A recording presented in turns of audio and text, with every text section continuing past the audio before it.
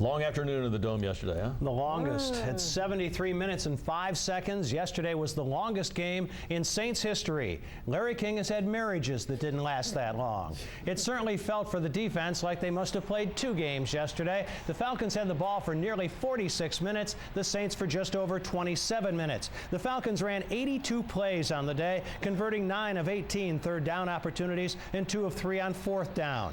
Matt Ryan did a great job keeping the Falcons in the game. When it was tied or the Falcons led, Ryan was 4 of 12 with a quarterback rating of 43.4. When the Falcons trailed, he was 15 of 18 with 2 touchdowns and a quarterback rating of 147.5. The Saints defense didn't have many answers when it needed them. I thought we had a good game plan in. I thought we were calling the right plays. We just didn't execute. I don't know why. We had a good practice. We try to detail our work, but we just got to get it done. We just have to find a way to get it done. If the season In 1980, the Saints lost their season opener at home to San Francisco 26-23, with rookie kicker and #1 draft choice Russell Erxleben missing 2 of 3 field goals from 30 and 34 yards. The second, a kick that would have sent the game to overtime. I remember interviewing Erxleben the next day and asked him how he had slept. It was a long night, he said, and I saw every minute of it. After missing 3 of 4 between 30 and 39 yards that season, Erxleben was replaced by Benny Ricardo.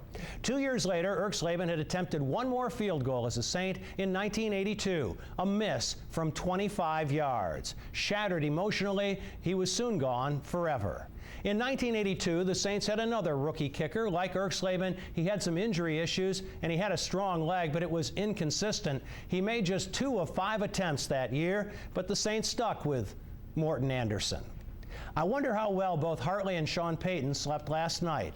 As Hartley tossed, Payton probably turned over in his mind, what do I have here? The next Russell Erxleben or the next Morton Anderson? It's never easy dealing with kickers, and Payton has already admitted to one of his few mistakes as the Saints head coach, replacing the accurate but limited range John Carney after 2006 with Olindo Mare, who was replaced by Martin Gramatica in 2007, who was replaced by Taylor Melhoff in 2008, who was replaced by Garrett Hartley. And now the turnstile at the position could spin again, with Carney and Melhoff both reportedly waiting in line to get back in the big show. Kicking is a lonely job. It might be the only position on the team where you're coached by someone who's never done it. Last year, after Garrett Hartley missed a 37-yarder in the waning seconds of regulation in the 15th game against Tampa Bay in an eventual overtime loss, I wonder how much of John Carney's wise counsel as the Saints kicking consultant meant to Hartley's resurgence. He never missed again, regular season, postseason. He's missing now. Maybe he's missing John Carney as a resource, not a rival. Make the wrong decision at the position, and Sean Payton goes down an all too familiar path. Make the right one, and that path probably leads to the playoffs and maybe beyond. Tough call. A very tough call. And we'll be chatting about that. Now, ABC 26 Sports with Sports Director Ed Daniels. It's the day after his overtime miss against the Falcons, and it is not clear whether that miss will cost Saints place kicker Garrett Hartley his job. Hartley missed a 29-yarder in overtime that would have beaten Atlanta. Head coach Sean Payton said today he wouldn't rush to any decisions and seemed to stand by Hartley, sort of. You guys know how I feel about him. He's a guy that has come up big for us. And, there were more wide lefts yesterday than just the kicker. There were, other mistakes made in that game that maybe led it to overtime. Several reports have the Saints bringing back John Carney for a tryout. One of the reasons why the Saints could not beat the Falcons, they couldn't cover a future Hall of Famer. All in tonight's breakdown. Talk about a tough cover. Here on 3rd and 7, linebacker Scott Shanley was no match for tight end Tony Gonzalez. The pass from Matt Ryan gains 14 yards. On the same drive, 3rd and 7 from the 13, Matt Ryan to Tony Gonzalez, who burns cornerback Tracy Porter for a touchdown. Later on 4th and 2, Saints safety Malcolm Jenkins breaks to double cover number 87, leaving Gonzalez wide open for a first down reception. The Saints had 3 turnovers, one on a fumble by rookie running back Chris Ivory on 4th and 1. But check out Ivory's dilemma. Atlanta gets inside penetration on Saint number 64, Zach Strief. So Ivory has to leap for first down yardage. The football runs smack into an Atlanta helmet. Last season, when the Saints had a big play chance, they always made it. No excuses here. On a perfect long pass by Drew Brees, Saints wide receiver Devery Henderson has to make the catch. That he does. More Saints in a minute, but first, the Hornets will not. Training camp starts tomorrow. Chris Paul said no one can say what kind of team the Hornets will have this season. More from him at 10 o'clock. Well, there is considerable anxiety in Saints Nation. The defending Super Bowl champs have yet to score more than 25 points in a game. And in the space of 6 days, the Saints have had to survive on a Monday night at San Francisco and then lost to Atlanta in overtime. But is the glass half empty or half full? I say half full. The Saints are one Garrett Hartley 29-yard field goal away from being undefeated. This despite the fact that the Saints offense is not at its best. Drew Brees, while good, has yet to approach the level of play he displayed in 2009. Wide receiver Robert Meacham, a 9-touchdown reception guy a year ago, has been a non-factor. But look at it this way. The Saints had 3 turnovers Sunday, missed an easy field goal, and Atlanta played very, very well. And the Saints still should have won. It's not time for panic, but perspective. Seems like that's the way the coach sees it as well. Well, based on, the coach is going to say that to the media, whether he believes it or not, but I think he truly believes that. This is a very good football team with a lot of football to play, and if it not for the miss yesterday, we wouldn't be having any of this conversation right now. True. All right, thanks, Ed. More after this. You're watching Fox 8 News. Time now 8:22. If you want to party with a Saints player, look no further than this week, Thursday night. New Orleans Saints offensive tackle Zach Strief and his wife Mandy are hosting the 2nd annual Big Night Out on Thursday at Generations Hall. And the best thing is all proceeds go towards Cafe Reconcile and other local youth charities. Here to give us the details. Thanks so much for being here with us, guys. Zach and Mandy Strief. I know it's a busy week for you. Zach, tell me a little bit about your Dream Big Foundation.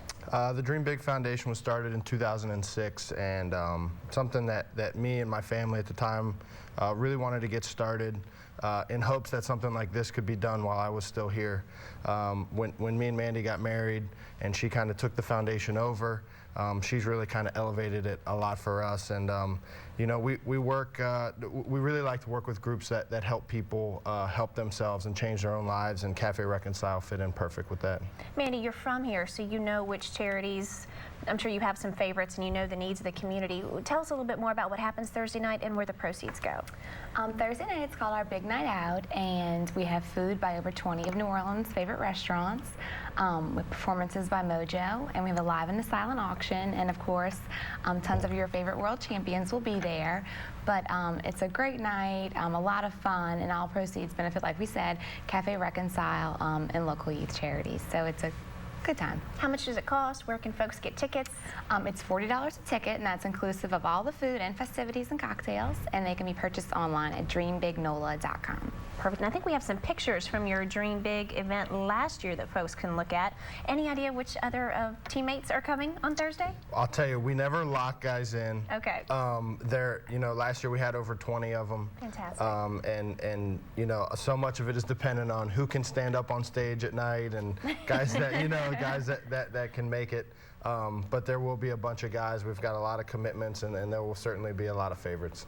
You guys have been so active in the community. It's really just heartwarming to see professional athletes who are truly role models, who really step up, as opposed to some of the other national folks who are out there that don't take their roles as mentors so seriously. This must be something that's near and dear to your heart as much as y'all do in the community. It is. It's important to both of us, and I think that we both agree that when you're given as much as we've been given, and you receive as many blessings as we have, it's important to give back and to show that you're appreciative of the opportunities that we've had. And obviously being a professional athlete gives you a unique opportunity to be in the situation where we can do something like this. So fortunately, Mandy is so good at putting the events together, and you know, it means a lot to both of us, and so you know, it's been a success so far. Mandy, for folks who aren't familiar with Cafe Reconcile, can you fill us in a little bit on what they do? Sure. Cafe Reconcile is located in Central City, and it's a restaurant by day, but it's a training program as well that take young people from a community that is at risk and brings them in and teaches them job skills and life skills training so that they can ultimately secure a job in the entertainment and hospitality industry in New Orleans. So their ultimate goal is just to transform the community around them, and they're constantly making progressive steps towards that. Helping folks help themselves. That's right. Zach, as long as I got you here, Yep. Sunday we were all dying for you. Yep. How are we looking for this Sunday? Have you recovered?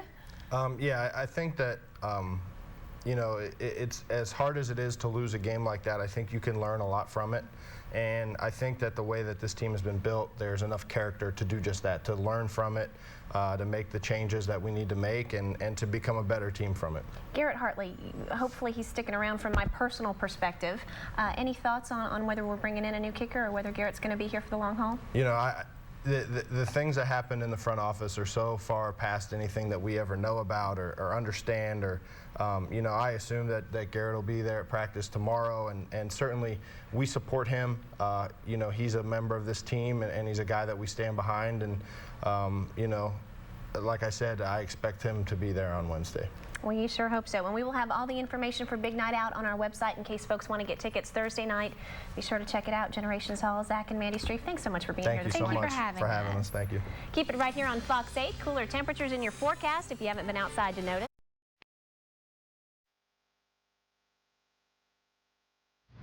I'm a saint. I'm a saint. I'm a saint. I'm a saint. I am a saint. We are a community. We are a family. We are a team. We are a city.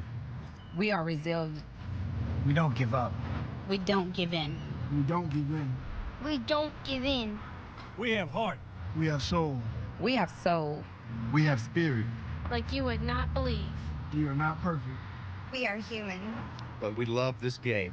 We love this city. You cannot separate the two. We may fall, But we always rise. It's who we are. it's who we are. It's who we are.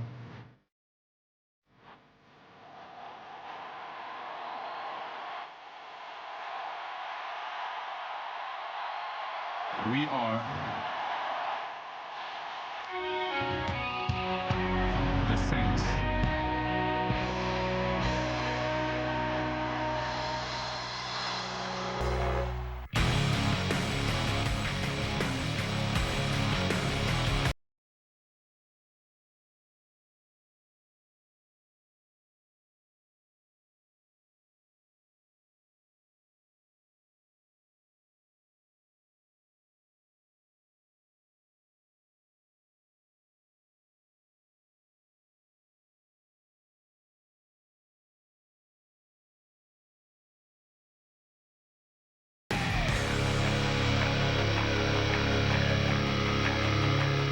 Welcome to the Sean Payton Show. I'm Angelina Swords. And I'm Sean Payton. Coach, it was a tough loss this week, but, you know, I think going into this game, everyone was really expecting a tough, hard-fought game anyway, so it was that. I mean, it was a battle to the finish. There's no question, and certainly playing Atlanta after coming back from the West Coast, we knew it was going to be a challenge. We went toe-to-toe, back and forth, and it's just difficult when you get into overtime and you felt like you were in a position to win the game, and we were unable to do it. So the key in our league, though, is quickly being able to turn the page and get on to next week, no different than if you had won the game, and we have to do that this week. Oh, great. Well, let's take a look at our recap. Atlanta comes in here today brimming with confidence based on their own play this season and the Saints' less than impressive play, but still in a 2-0 start. For the Falcons to show that they are ready to overtake the Saints in the NFC South and ready to make this again the rivalry it once was, they must win here today. They must show they can win on the road, that they can win here, that they can win here against Sean Payton. They haven't done it before. Unless they can do it today, the perception will be reinforced that they're not ready to rule the NFC South and that the Saints aren't ready to relinquish the throne. Saints with a return on. It's a high sailing spiral. Moore has room from the 22-yard line. Runs to the near sideline, across the 30, 35, 40. Payton to beat. He slips that tackle. Comes down the sideline. He may be gone. Gone.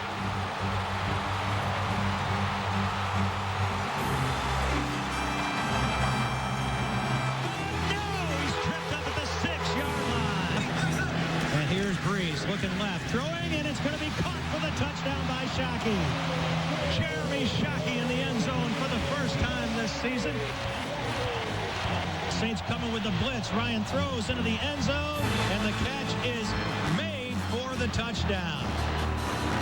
On 2nd and 15, here's Breeze throwing. Moore's wide open. He won't be caught this time. 30, 25, 20. Gone, baby, gone. Breeze rolls right and falls down and throws another interception right into the hands. An underhand throw. Thomas Deku, who's able to pick it off. The tight end in motion, backs in an eye. Turner the tailback, and he is this time in. Morstead punt. Weems comes up, calls for a fair catch. There's contact down there. The Saints feel like they have gotten the football. Yeah, hit you right on the back of the foot. So the Saints very alertly coming away with the football. Breeze, lots of time, throws it short. Moore breaks the tackle. Lance Moore, he's in the end zone again for the second time today, and a 16-yard touchdown. Ryan in the shotgun. Here's the throw downfield, and it is going to be caught for the touchdown by White. Snap. Hartley puts it up, and he puts it through. With 4 seconds remaining on the clock, this one appears to be headed to OT. 3rd and 7. Ryan calls for the football. Saints with an inside rush by Smith, and they get him. Willie Smith makes an inside move and sacks Ryan, and it's 3 and out for the Falcons on the first series of overtime. And this will be 29 yards, right hash mark, for a chance for the Saints to be 3-0 this season. Kyle snap, Morstead's hold, and Hartley's kick. Missed it. He missed it wide to the left. And Sean Payton has nothing to say to Garrett Hartley as Hartley comes to the sideline.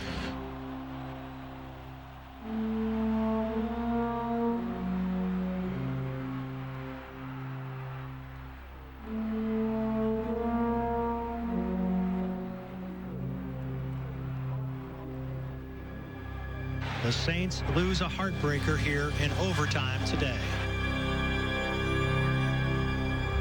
We're going to take a look back at last week's loss to the Atlanta Falcons and look specifically at some key plays, all 3 being turnovers in that game. It's an area where we've excelled both offensively and defensively, but last weekend we ended up -3 in the turnover ratio. The first turnover comes on our second possession. If you recall in the game, Lance Moore set up our first score with a punt return. So our plan was to open the game with this flea flicker, and we've run it before out of different formations. And I give Atlanta credit here. They did a great job of staying back at right corner, back at left corner, and got soft in coverage. The second play comes up on a 3rd down and 2 situation. And this is a little uncharacteristic for us, certainly uncharacteristic for Drew. There's a little bit of a breakdown in protection at right tackle. We get pushed. Drew flushes from the pocket. The play was designed, if you look at it, we call this a mesh.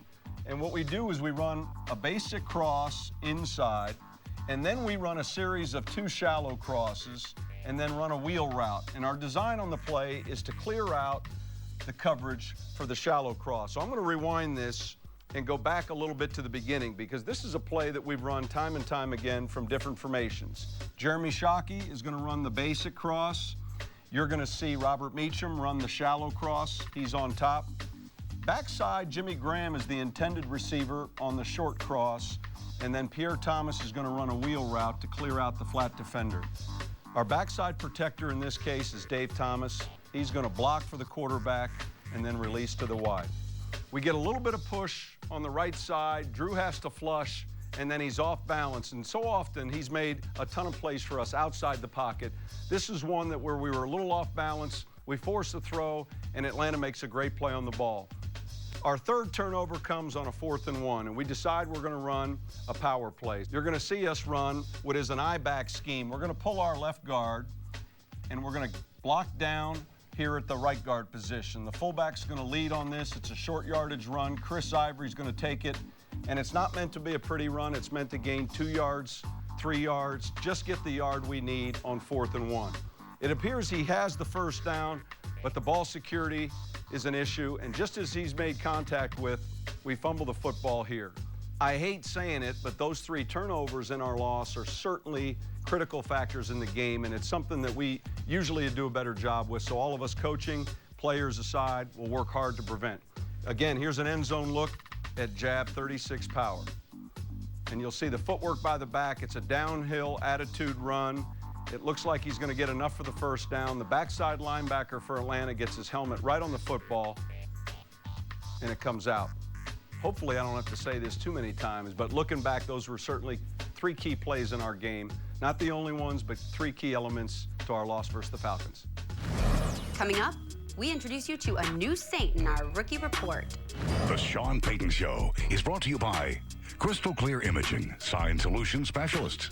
Home Depot, more saving, more doing. That's the power of Home Depot. Hollywood Trucks, the #1 choice for entertainment transportation. And Carrollton Tech, a leading provider of network services and website development. Breaks 1 tackle and a second. Up to the 35, 40. 45 of the Saints. Still on his feet. He's to the 40 of the Chargers. Down to the 30. Step arming a tackle. Remember that dazzling 76-yard touchdown against the San Diego Chargers in the preseason by a rookie? Well, that was Chris Ivory, who the Saints signed in the offseason out of Tiffin College, who they're hoping will be a solid contributor to their stable of running backs. I'm Chris Ivory from Longview, Texas, 6 foot, 222. I went to Washington State, finished out at Tiffin, Ohio. I have a little nickname, you know, they call me Hurricane Chris in the training room. Don't know why, but it's my name. Going to Washington State, you know, for it to be college coming out of high school, it was a big deal to me. It was a little different, you know, coming from the South, going up north, just the way people are. Moving to Tiffin, you know, had to start over fresh, had to readjust to a lot of things. But the whole experience there, it was a lot different from Washington State, coming from a D1 school, going to a D2 school. It was going pretty good up until maybe the 4th, 5th game. Took a hit on the side of my knee, and I was out for the rest of the year. And then after that, I did a lot of rehab because I didn't know like where it was gonna take me from there. Got a call from the Saints on draft day. It was a nice feeling, you know, just knowing I'm coming to a team that's, you know, has a chance to do it again, and I just want to be a part of that. I knew I had to impress somebody, you know, all the coaches. Everything I did, I wanted it to be perfect, but trying to learn a new system and everything, it's not all gonna be perfect. Anytime I messed up, I was kind of hard on myself. First touchdown was Patriots, against the New England Patriots. I'm lined up in the backfield about 2 yards to go, and I see, you know, everybody stacked on the line, and I'm knowing they were gonna bring the heat. And so, boom, got the ball, seen a little scene. I just jumped over the line and just scored. And after that was a good feeling, though. It was a real good feeling, especially first touchdown in NFL. You know, caught the ball, seen this little scene, ran. I get lowered, and the other guy, you know, boom, ran him over. And I see another scene, so I cut back towards the middle of the field, and after that, just the legs let me make it.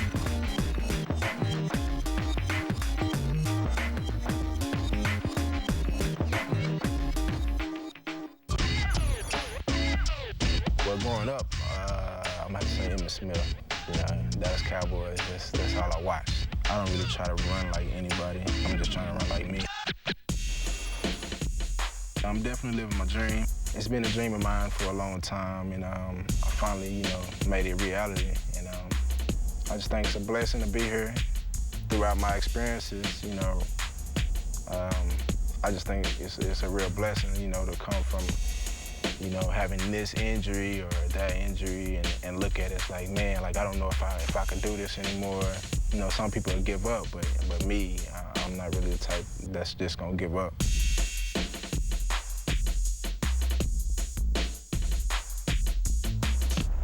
For every home game, I'm giving away 2 of my tickets to each week's True Saint. A True Saint is someone who demonstrates courage, a positive attitude, and a positive outlook on life. This week's True Saint is Bill McGehee. Bill McGehee of Bogalusa runs an insurance business, but that does not stop him from using his own plane to fly grace flights. Several times a month, as a volunteer pilot, he takes off work and pays for the fuel himself to fly sick patients who are too ill to take commercial transportation, allowing them to travel to distant cities in a short amount of time to receive much-needed health care. Bill, I hope you enjoy the game. Coming up, NBC Nightly News' Brian Williams interrogates Coach Payton about his plan for the Panthers. But first, we join Tracy Porter for a hair-raising experience. Sunday, the Saints try to bounce back. Welcome to the team, Ish.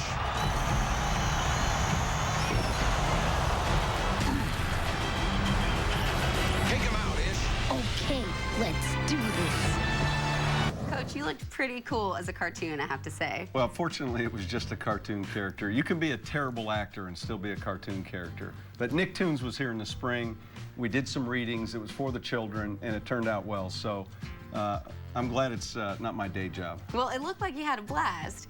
Speaking of tunes, Tracy Porter, as you know, is known for having some characters carved into his hair. I mean, I know one of them was Lombardi Trophy. He's had Pac-Man before, among many others. He's had many others. I think one of the more interesting parts of pregame warm-up for me is when I have a chance to see each player. You never know what's going to be in Tracy's hair. And so each one is a little different, and so it's serious, we're ready to play, and then all of a sudden I get to Tracy Porter, and you just can't help but look at it. But I know he spends a lot of time in the barber chair. Well, he actually let us follow him along to the barber for a pretty interesting experience. I bet. Cadillac grills, Cadillac mills, check out the oil. Well, my ride's not, real flashy, just Escalade, kind of, tinted the windows. Got a little music in here, nothing special. Just kept it real basic. I'm an R&B rap guy. I'm still a Lil Wayne fan. Even though he picked Brett Favre and those guys over us. Naysayers have always motivated me no matter what I've done. So, them saying that I'm a small guy, I can't, really hang with the bigger receivers, that's another challenge that I like. Playing cornerback, it's an easy position to learn, at any level. But by far, it's the most difficult to play. And I mean, if you guess wrong, then touchdown. But if not, great play by you. It's a little fact about me. As a Looney Tunes guy growing up,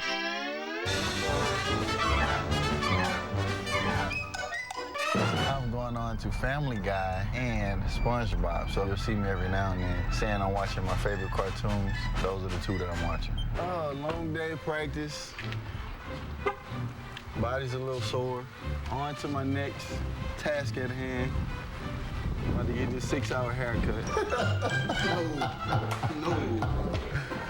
Hey. That's the entourage? That's the Sean Payton Show entourage. We'll talk to each other like once a week, and we'll be like, well, what we gonna do? And we're like, we don't know until we get the stars on half of the head. The other half is gonna be the Falcon logo, and Pac-Man head going to eat the Falcon. For the divisional round playoff game against the Cardinals, I had the Pac-Man design in my head. 2 weeks later, I get a letter from the guys that make the Pac-Man game saying, thanks for, putting the game out there like that. Basically evening them off, you know what I'm saying? So I could get a blank canvas right here, you know what I mean? So you could still kind of see the fleur-de-lis or the last design or whatever you want. Everybody liked the design for the Super Bowl, but I wasn't finished with it either. I've never had a chance to make it look real faded in, But everyone loved it. Apparently, right? A lot of people, is all in the media. I missed the bus. During a game, during an away game, we have 4 buses. 2 buses leave at one time and 2 buses leave at another time. I usually take the first bus, but because I was getting my haircut, I missed the first round of buses. I didn't miss my ride to the game. I just caught the second go round.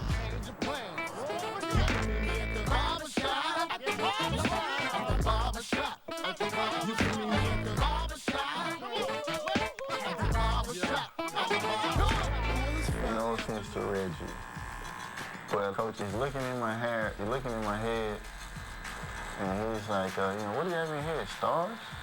Like, no, coach, these are fleur-de-lis. He says, by far, this is the worst one you've had yet. Maybe we can put the Sean Payton logo on his head. Along with a stick of Juicy Fruit, man. Yeah. When we finish the haircut, we're gonna have to cut the camera, because there's a process that he has to do to my head afterwards that's uncomfortable. Come on, man.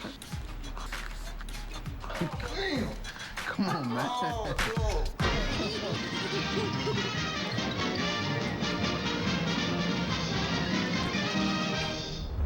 Still to come, we look at this week's matchup against Carolina at the Superdome.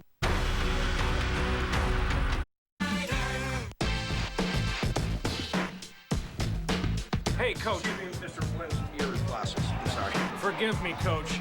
You never know who you're going to run into at a Saints game. Brian Williams, NBC Nightly News. Some of my best friends are really good cooks. Anyhow, Carolina game. I know you can't give too much away. How do you go at both their offense and on the other side of the ball, their defense? I like your special teams chances against them, but just break it down for us on both sides of the ball. Thank you, Coach. Have a great season. Brian Williams, thanks for the question. This week's challenge, the Carolina Panthers, are certainly a familiar one for us. It's been a hard-fought rivalry, and each of these games have always gone down to the fourth quarter. When you look at Carolina, the first thing you think about is defense and a great running team. Their head coach, John Fox, and I worked together at the New York Giants, and he was an outstanding defensive coordinator. Certainly, he and Ron Meeks have their fingerprints all over this defense. And if you start with one player, you start with linebacker John Beeson. Now, when we look at a 4-3 defense, from a terminology standpoint, we typically refer to the middle linebacker, this player in the middle, as the Mike linebacker. And that's where John Beeson played a year ago. Dan Connor from Penn State has moved into that spot. And now you're going to see John Beeson playing the weak side position, or what we call the will position. Dan Connor is threatening a little bit of a pressure here. He's stepping up in the A-gap, and then late comes Beeson off the slot. Now we switch over to the Carolina Panthers on offense. And the first thing you think about, opponents think about, are the two-headed monsters back here by the Panthers. We've got D'Angelo Williams, and then we've got Jonathan Stewart. Both young, talented backs, arguably two of the best tandem in the NFL. This is a look at Stewart in the I formation. Carolina does a good job with the lead play. He's got explosion, he's got speed. They do a great job up front. They're very well coached. And both these backs feed off each other. The line knows that they can get a hat on their opponents and give these guys a little bit of space. They can make big plays. So having a plan and making sure that we can account for Stewart, making sure we can account for D'Angelo Williams, John Beeson at weak side linebacker, and there's one guy we can't forget. I wish we could, but the receiver outside that makes this thing go for them in the passing game is Steve Smith. So here we're going to look at a play on third down where Smith is isolated in the slot. You'll see them move him around. He'll line up at X, which would be a traditional spot for him. He'll line up at Z on the outside to the top. It's third down. He runs a little dodge route. He beats his defender inside. This guy's fearless inside. Safety's hit this guy. He's had his arm broken. He's had multiple injuries, but he's durable, he's tough, and he's very competitive. Here's a great play against the Giants, a touchdown, and he sparks their passing attack. So, Brian, getting back to your question, how do we handle the Carolina Panthers? We've got to be able to handle their running attack. We've got to be able to control Steve Smith, and certainly we have to account for the speed on defense led by John Beeson. And that is this week's Payton's plan. All right, Coach, we have another home game this week, another division opponent. So, you know, it's really an opportune moment to come back and really show everybody what we're made of in our response to that loss. There's no question. When you play in the division, and last week's loss was in the division for us, and we're playing a team, Carolina, who's lost their first 3 games. So both teams are going to have a sense of urgency in this game. It's another home game for us, which is important. It's important for us to play well at home. We historically have done so. And lastly, against Carolina, all of our games have come down to the fourth quarter. They've been hard-fought games that have usually been won by the turnover ratio and the team that made the fewest mistakes. So we're looking forward to it, just as Carolina is, I'm sure. And we're definitely going to need our fan base. So, guys, be sure to show up and be loud and proud, and let's rock this dome. We'll see you next week.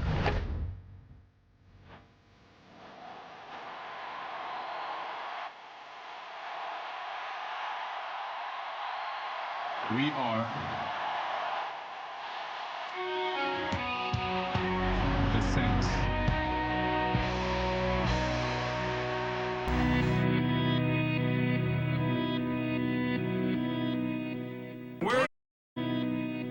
We're New Orleans Saints fans. I'm a New Orleans Saints fan. We're New Orleans Saints fans. If you plan to drink, always have a designated driver. We're good sports. I'm a good sport because I always have a designated driver. We always have a designated driver. Saints fans don't let fans drive drunk. Responsibility is Responsibility. Responsibility. Responsibility has its rewards. Go Saints! Go Saints! Go Saints. Go Saints! Go! Go Saints! Go Saints! Go Saints! Look, I'm Noah. This is the last word on sports.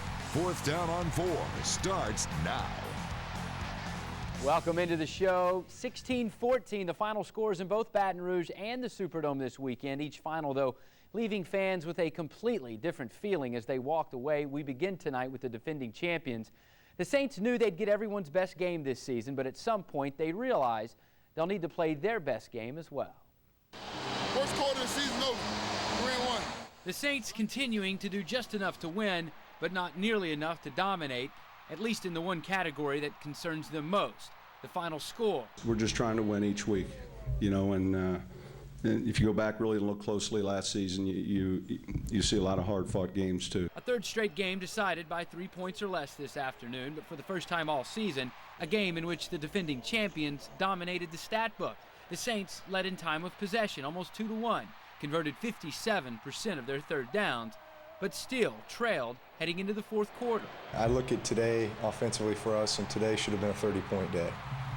You know, so as you look at it, hey, we scored 16 points, but you know, we had an opportunity to score a touchdown there at the end to make it less interesting, and we didn't. So that's 20 points. And then we had a fumble at the 1-yard line. That's a touchdown. That's 27. And then we fumble going into their red zone. So at minimum 3 points, that's a 30-point day that we turned into 16 points. The final 3 points coming off an 18-play drive that covered 86 yards, taking up 9.5 minutes of clock. John Carney calmly connected on a 25-yard field goal to put the Saints up 2. The make coming 1 week after Garrett Hartley missed an almost identical kick that ultimately led to Carney's third tenure with the Saints. You prepare every week for the pressure kicks or the kicks that really count. But I think most kickers would be honest that they like extra points and blowouts. Which Breeze insists, albeit tongue-in-cheek, are coming. We're going to save all the scoring and everything else till the end of the season, I guess, which isn't so bad either. Until then, the Saints will take any win and understand the nail-biters of today lead to the banners of tomorrow. No situation will surprise us. I mean, we'll get in games that we're going to be later in the season that'll be close just like that. We might be down even more points. So, you know, we can say we've been there before. Nothing should rattle us. And, you know, we've got the personnel to be able to take care of business. The mass unit has been on standby for the Saints this season as injuries have decimated the team's stable of running backs. The starting tandem of Bush and Thomas has been replaced for the time being by Betts and Ivory, with the hope that the replacements are not only temporary but successful, like they were today. Juan Kincaid has more.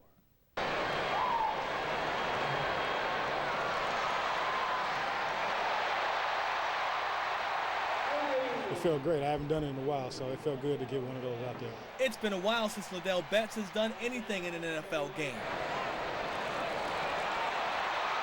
And then there's rookie Chris Ivory. No NFL history to pull from, and only plenty of promise shown during his first training camp. You most definitely want to take advantage of the opportunity, but like I said, I still feel like I have, you know, I gotta have a lot of room, you know, to make corrections, and I can get better in some areas. But because of injuries, Betts and Ivory were the best options for head coach Sean Payton to turn to. We felt like we needed to be able to establish a running game, and you know, I was pleased we were able to do that. It was one of our a little bit more consistent outings that way, and I thought that was important. Pierre Thomas, knee injury and a week-to-week option. Reggie Bush, fractured fibula, perhaps still 4 weeks away from seeing action again. So prepare to cheer for Betts, the 8-year pro who's just happy to have another shot in the league, following last year's season-ending knee injury. When guys get hurt, it's always the next man up, and when your numbers call, it's nothing but opportunity, so you got to seize the moment. And Ivory, who, despite being a bit prone to fumbling, has shown he has the goods to play in this league. Today, the pair filled the void, with 114 yards combined on the ground on 25 carries. The Betts-Ivory duo was far from dynamic, but it was just what the doctor ordered for a Saints offense in dire need of balance. He was awesome. He was awesome. He's MVP of the offense today, in my opinion. My thought process all week long was just to make sure I knew what I was doing on each play. I know this team is one without me. They don't need me, but I just wanted to help contribute and not be a reason for a loss. So I just want to make sure I knew what I was doing. For him to be here in training camp just for a few weeks, and then not on the team until last week, we sign him, and then to come in and start and catch passes out of the backfield, do a great job with protection, run the ball extremely well. I mean, he's just a ball player. He's just a football player. When you look at both Ivory and Betts, you have two running backs that are on opposite ends of the spectrum in terms of what they want to do in the NFL from this point on. Ivory really just getting started, but Liddell Betts-Scott's a guy that was looking for an opportunity to play again after the ACL injury last year. He got it with the Saints when a number of other teams weren't even touching this guy. So what if he does really well in Pierre Thomas's absence? Do you keep this guy around? I think he's auditioning for other NFL teams right now. I think he's your third running back at this point. I think he becomes your Mike Bell of 2010. I think he moved ahead of Chris Ivory. Chris Ivory, a little bit more shifty, probably a little faster, but he can't hold on to the football. Betts shown he can catch the football, he can be durable, he can run over guys, and he doesn't put the football on the ground, and that's what Sean Payton likes to see. Chris Ivory can play himself out of the doghouse, but if you're looking at three running backs, I think Liddell Betts has made a case as that solid third guy if and when they can get everyone healthy. The Saints are missing Reggie Bush right now, I think. They are, absolutely. Look, this offense, not saying they're getting bogged down, but you don't have that guy that makes a difference, that makes defenses pay attention when he steps on the field. Look, whether Reggie Bush is getting the ball or not, he is always a factor in the game and in the call that's being made on the field with Drew Brees. Reggie Bush can take on a linebacker, which he most time does, and beats that linebacker. Right now, you're seeing a bunch of average guys in the backfield with average speed in Betts and Chris Ivory. Even when Pierre Thomas is back there, there's nothing flashy about him. Pierre Thomas is Liddell Betts, but younger. I liked, though, the way Sean Payton is getting creative. You're seeing the tight ends used in different ways. Jimmy Graham running an end around and looked very impressive, but injury bug not only just hitting at the running back spot, that safety position got killed today. Roman Harper didn't play. Chris Reese goes down. Pearson Prelude starting for Roman Harper. He goes down. Usama Young with a huge game. All of a sudden, Usama Young goes into a position he's not comfortable with. But he always told us in training camp, I got to learn to do everything in the secondary because you never know when the cuts come, I got to find a way to stay on this team. He's playing out of position. But if you want to look at a guy that's playing very well for this Saints football team right now, it's Cedric Ellis. That defensive front four got a lot of pressure on Jimmy Clausen, and Ellis was one of the guys that got himself a sack and caused a lot of havoc in that backfield. I caught up with him after the game. Felt like that I can get a pretty good pass rush on them up the middle, and I watched a lot of film on their offensive line, and I saw some things that I could try to exploit early in the game, and I think I did a pretty good job of taking advantage of those things. Now, of course, as the game goes on, they're going to change a few things if they're getting gashed, but early on, I feel like I did a great job of exploiting what they showed on film. Was the game plan coming in to show a lot of different things to Jimmy Clausen? Rookie quarterback, hasn't seen a lot, and you guys haven't mixed things up in the first 3 games. I don't so much think it was to show him a lot. I just think it was to get back there and not let him be comfortable in the pocket. And I think that's not with just Clausen. I think that's with any young quarterback who's trying to play in this league. If you can get in his face and just slow down his thinking process, slow down his progression of who he wants to get the ball to, it makes your percentages on defense go up a lot. A very pressure game for this football team because you can't go 0-2 in the division especially. Right, it was a big game for us to win. We got to win in the division now, so now we just got to keep pushing and try to get more wins in this division. And Cedric Ellis showed such promise last year. They wanted to see him, they being basically Greg Williams and Sean Payton, see him take that next step. I think he's done that and then some this year. Starting to play like a first rounder, dare we say starting to play like a Pro Bowler now? Well, you know what? He keeps playing the way he is right now. He's making a difference. He's taking on 2 offensive guys at the same time, which is opening holes for those linebackers coming in. But right now, the Saints are able to get pressure on the offense with the front 4. And oh, by the way, they're going to blitz every now and then, and that's been impressive. But Cedric Ellis is a big reason why. Got 2 pass deflections as well today when he couldn't get to the quarterback. And Cedric Ellis isn't that much taller than I am, so that was pretty impressive. But he's active, though, and that's a big thing. He's an active player, which is what you got to have on that defensive front 4. All right, Juan Kincaid, thanks a lot. The Saints 3-1 as they head to the desert next Sunday. Dominated in time of possession in last week's loss to Atlanta, the Saints were determined to rectify that situation yesterday. They were able to enjoy a 17-minute advantage in time of possession, getting off the field better defensively and staying on the field better offensively. Staying on schedule for the most part allowed the offense to be less predictable and more successful. I was happy with our 2nd and short, 3rd and short. The whole game we were 2nd and 2, 2nd and 4, 3rd and 3, 3rd and 5, and maybe 1 or 2 different times where we were 3rd and long. So I think we were very efficient on early downs, maybe compared to some other weeks, but we had more balance. 48 hours after the game, the buzz still hasn't subsided about the panic-stricken end to LSU's victory over Tennessee, nor have the buzzards stopped circling above beleaguered head coach Les Miles. Another embarrassing failure to handle the clock and the play calling at crunch time has made him the punchline for jokes nationwide. Today he was asked how the belittling might be affecting his team as it prepares for Florida. I don't know how it's affecting the team, and that's that's a real answer. I don't know. I can tell you that it's important that our team correct these. That's my job. It's also my job to correct the management of the clock, without question. But for our football team, we have to eliminate these mistakes. It was about this time last year, with the 2009 season 1 quarter over and the Saints off to a 4-0 start, that the first signs bearing a single word started appearing in the Superdome. Destiny, they read, and they proved to be prescient. 1 quarter of the way through this season, the Saints are just a single winnable defeat worse, and yet I haven't seen any such signs this year. Destiny's darlings, this year they might have been delayed in Atlanta. And who doesn't know that feeling? How else to explain the Falcons winning last week here on a missed 29-yard gimme in overtime, and yesterday when a wide receiver strips a defensive back of the ball as he runs with a game-clinching interception? Remind you of anyone a year ago? Sean Sweesom, maybe? Robert Meacham, maybe? For Saints fans, the rallying cry prior to 2010 might have been, wait till last year, this year. And yet, every year is different. And while the temptation to project the results of the first quarter of it through its entirety is irresistible, it's usually foolhardy to do so. But if you look at the first quarter last year compared to the first quarter of this season, there is one glaring contrast, and it's the absence of one player. While everyone is concerned with the Saints' paucity of scoring in the 3-1 start, we should recognize how one player and one unit contributed so emphatically to last year's 4-0 start. He doesn't play offense. His unit doesn't play offense.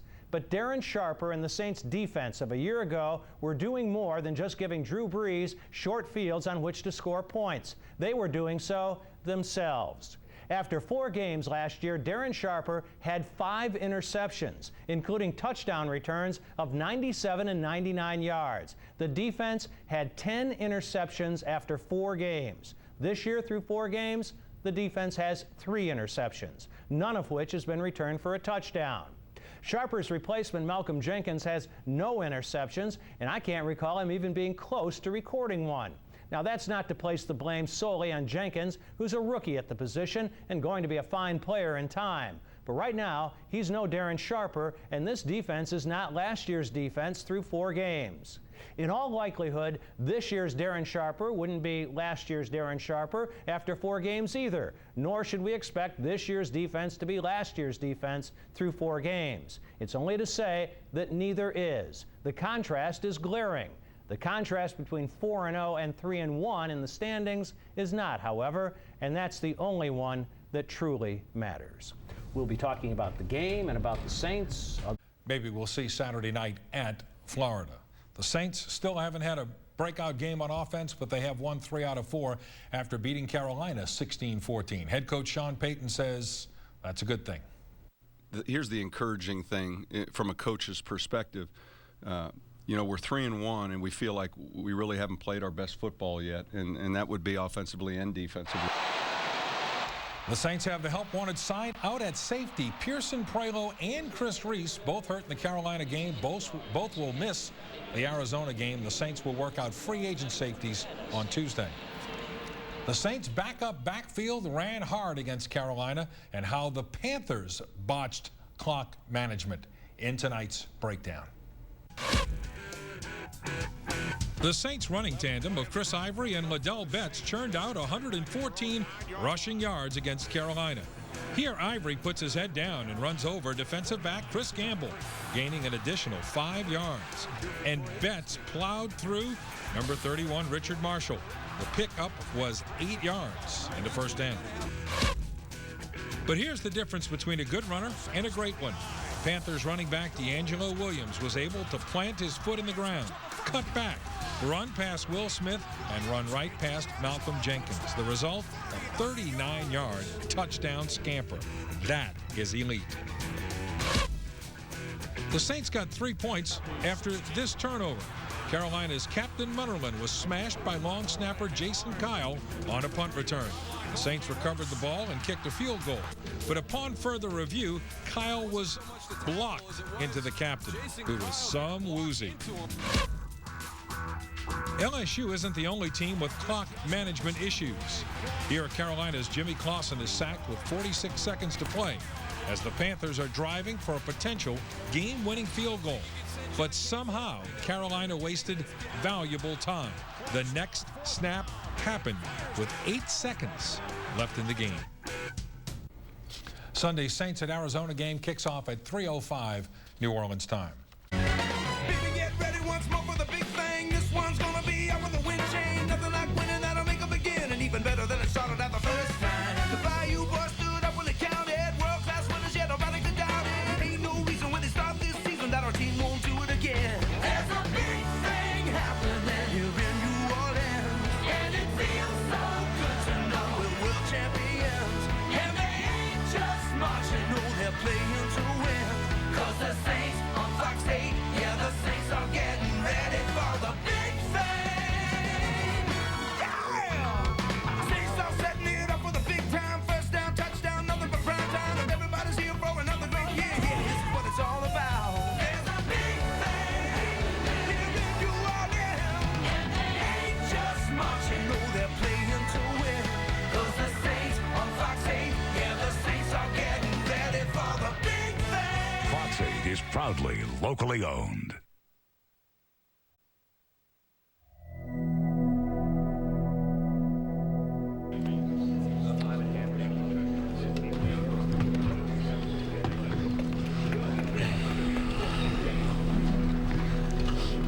Now that we've kind of got through the first quarter of the season, you try to break down the season as much as you can.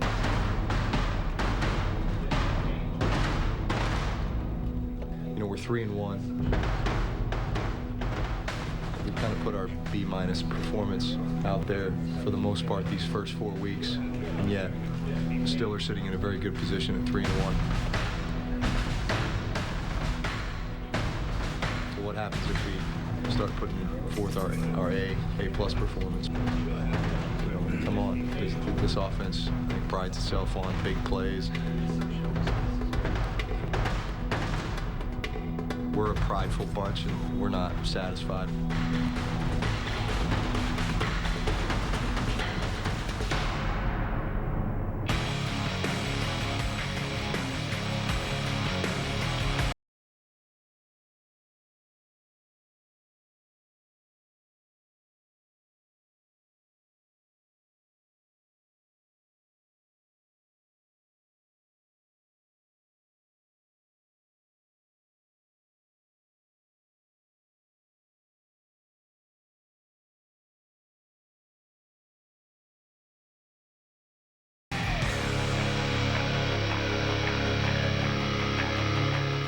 Welcome to the Sean Payton Show. I'm Angelina Swords. And I'm Sean Payton. Coach, we are 3-1, came away with a big win against the Panthers this week. It was a big win. Anytime you play in your division, and certainly against a Carolina Panther team who had really struggled to date, and we knew we were going to be in for a tough match. It's always been a hard-fought game. We were able to pull it out at home, and it put us really in a good position at the first quarter. Well, let's take a look at that win in our Panthers recap. As the season becomes 1 quarter old this weekend, statistics start to become more illustrative of the team producing them.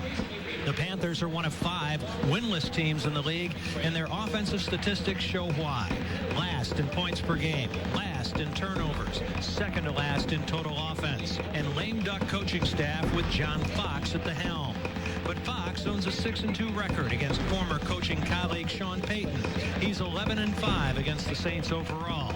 He believes in conservative football, low-risk consistency on offense, run the ball, win the turnover battle. That's not to say they can't turn it around against the Saints, only that it's unlikely that they will.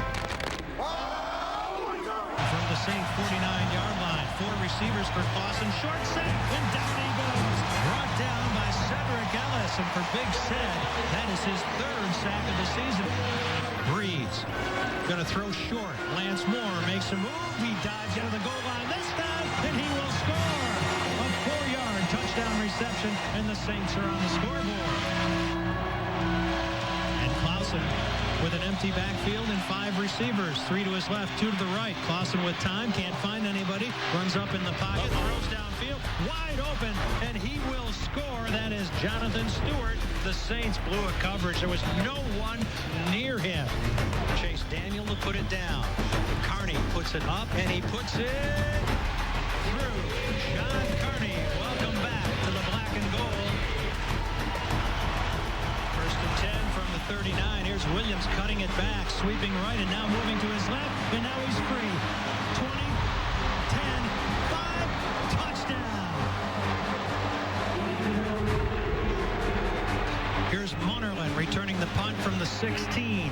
He's up to the 25 and still on his feet at the 30 before he loses the football. There's still a scramble for it, and the Saints may have recovered. The officials agree. They have. That's Courtney Roby who comes away with the football. Snap, placement, kick by Carney is up, and it is good. 3rd and goal from the 11. Set up the little toss to Moore. Out of the backfield, Moore is going to take it down to around the 7-yard line. And the Saints, after a 1st and goal from the 5-yard line, will have to send out John Carney.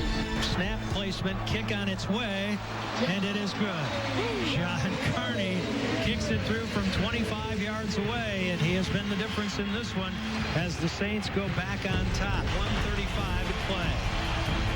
Tailback Williams cuts it back, and he's going to be taken down for a loss.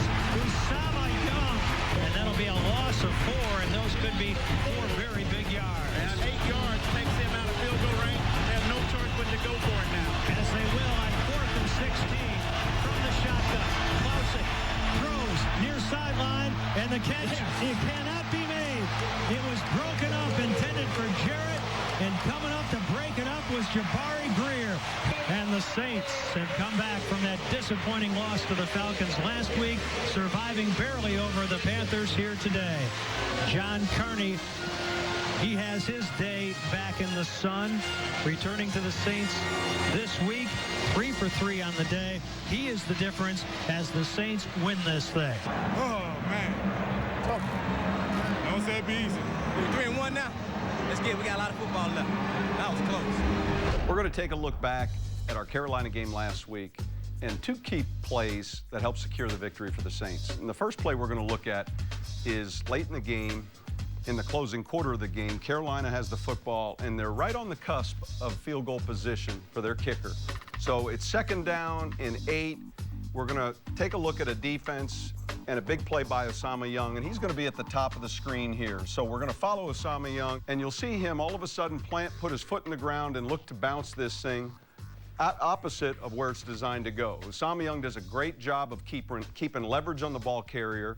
And this is a play that, without the proper tackle by Usama Young, clearly could possibly put them into a much easier field goal position. 2nd down again, we're lined up, and what really amounts to is a bare defense. So we're going to cover the center, we're going to cover the guards, we're going to cover both tight end positions here, and we're in a big front. So we're playing with 5 defensive linemen.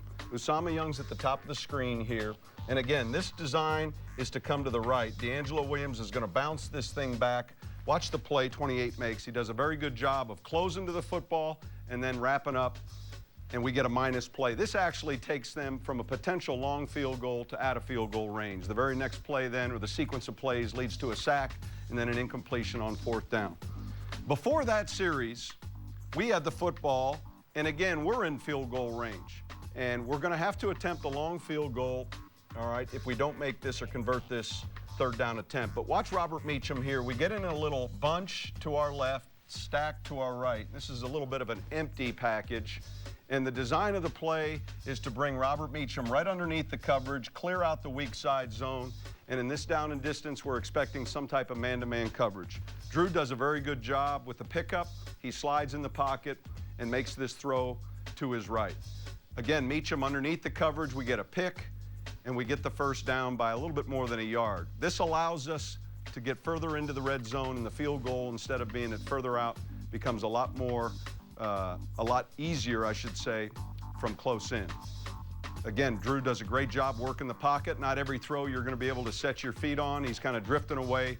Robert gives him a good target, and that led to our field goal, which put us ahead. So a closer field goal attempt by John Carney. We make it, and knocking Carolina out of field goal position on the last play of the drive. Clearly, those were two of last week's key plays. Coming up, a first-year Saint Station vies for a coveted spot in the Saint Station's annual swimsuit calendar. The Sean Payton Show is brought to you by Crystal Clear Imaging, Sign Solution Specialist. Home Depot, more saving, more doing. That's the power of Home Depot. Hollywood Trucks, the #1 choice for entertainment transportation. And Carrollton Tech, a leading provider of network services and website development. Watch Sean Pazan on Fox 8 Sports, Louisiana's home team.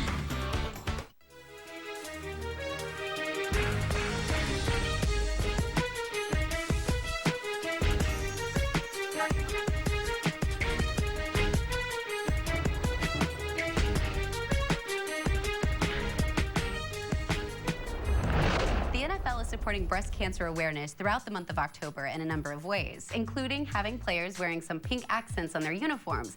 And I'm pretty sure, Coach, that I saw you had maybe some pink trim on your shoes or on your visor or something. But it's a really great look. But more importantly, it's for a good cause. There's no question. During the month of October, the NFL does a great job with its member teams, players, coaches, everyone involved, of really supporting breast cancer awareness. And I think during this month, you never know what's going to show up in your locker. So we put it on, we wear it. And I think all of us find great pride in supporting this cause. You can tell they're having a great time with it. Now, another cause that's obviously very near and dear to you is your Play It Forward Foundation. We just finished our second annual Play It Forward Foundation Black and Gold Tie Gala. It was sponsored by First Bank and Trust, and we had a great evening. We raised over $800,000. It was sold out again. This is the second time. There's so many people that contributed that we could go on and thank a number of different groups. But it was a huge success, and it made it a much bigger success by beating Carolina on that Sunday.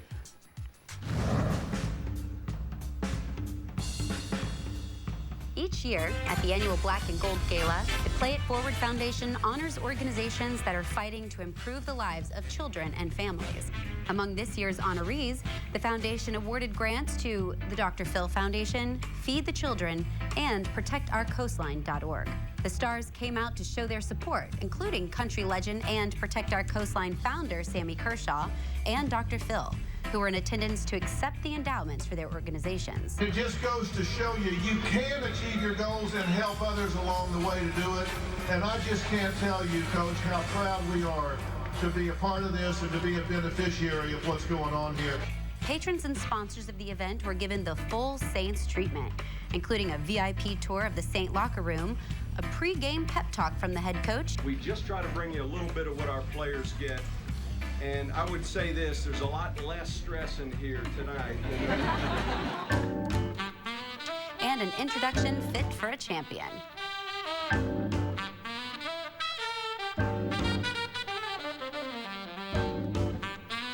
The night also featured an auction with the proceeds going to charities supported by the foundation. Some of the items up for bid: Super Bowl tickets, Saints memorabilia, and a customized luxury golf cart called the Datmobile.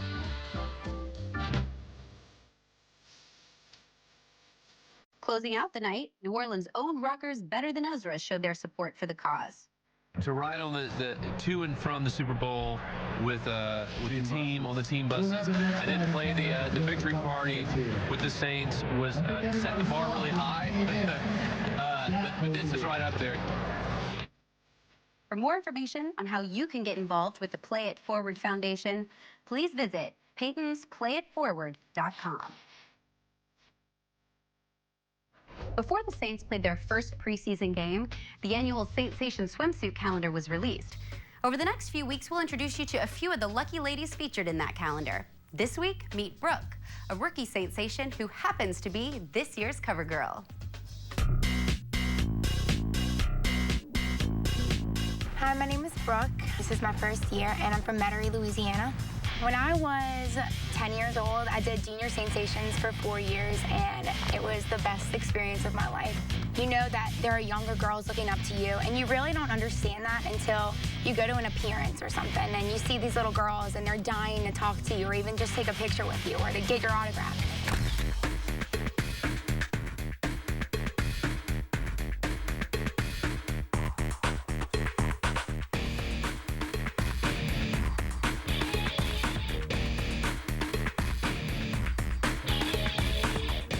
Before tryouts, I basically did my own boot camp. I worked out every day. It was hard, but it motivated me because I really wanted this. And now that I have it, it's even harder.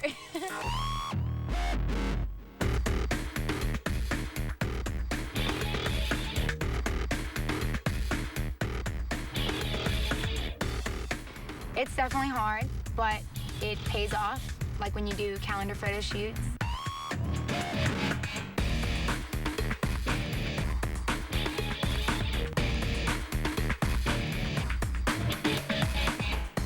You have to keep up the body. It's a big part of it.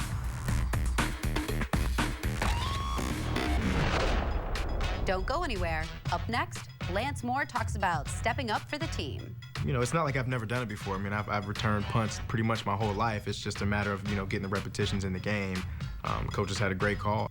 Everyone's talking. Will be taken in by Reggie Bush at the 18-yard line. Running to his right now, cutting it upfield. He's got room. He's up to the 40, 45, midfield 50. Running down the near sideline. Graham won't even contest him. Bye-bye birdies. Good for 83 yards. Reggie. The last time we played the Arizona Cardinals in the NFC Divisional Playoff game in January, Reggie Bush had a remarkable game, as we just saw. He returned a punt 83 yards for a touchdown. There's no question, Angie. He was a big reason for our win in that playoff game. One of the things that happens in the NFL, though, is you lose your players for a short period or possibly long period of time, and other players have to step up. One of those players for us right now is number 16, Lance Moore. Well, Lance Moore talked about his new role with us when we sat down with him. Saints with a return on. It's a high sailing spiral. Moore has room from the 22-yard line. Runs to the near sideline, across the 30, 35, 40.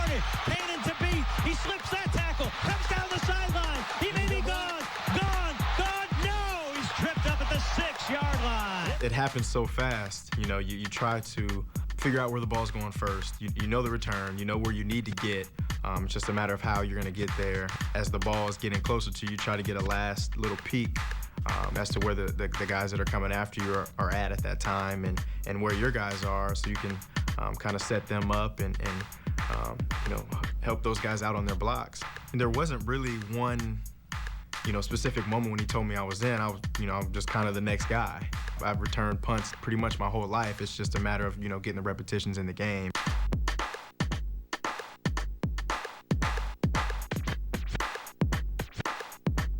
It felt good to finally, get one of those big returns, and next time we'll just have to put it in the end zone. Playing at Toledo was a lot different than playing down here. We obviously play in a dome here. It's freezing cold up there in the wintertime. We have 75,000 fans in the dome here. We had about 25,000 fans in the Glass Bowl in Toledo. I wanted a red shirt when I first got there, didn't play in the first game, figured I was redshirting. Somebody gets hurt in the second game, and I'm thrown into action as a true freshman. And I think I ended with 6 catches or something like that. It was disappointing, but I guess it got me started in the right direction. My sophomore year, I played a little bit more. I wasn't a starter, but I had a little bit more to do with what we were doing on offense. And the next year, I led the country in catches. So it was kind of like one of those things where you kind of, wait your turn, and things worked out for me. I was all-conference that year, all-conference my senior year, and it definitely worked out well. Ended up, not getting drafted, which was a huge disappointment. But I knew I'd have an opportunity. I was going to keep working. I was going to get my shoulder together, and Cleveland gave me that opportunity. Unfortunately for them, it didn't work out there. Fortunately for the Saints, the same case. When I score, sometimes it's off the top of my head. Other times I kind of go into it already knowing what I want to do. The Atlanta game, I kind of had an idea, but it didn't really cross my mind to do it until, I'd already been 5 or 6 yards into the end zone. I was like, well, it'd be a good time to, kind of break out these Atlanta dances. So, I try to have fun. I mean, that's the name of the game for me. If you're not having fun, it's not going to be worth it.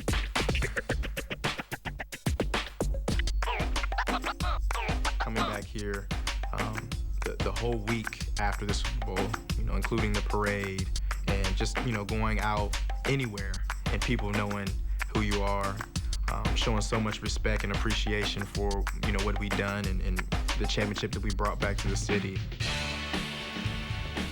I've been to games in the NFL, the NBA, Major League Baseball, hockey.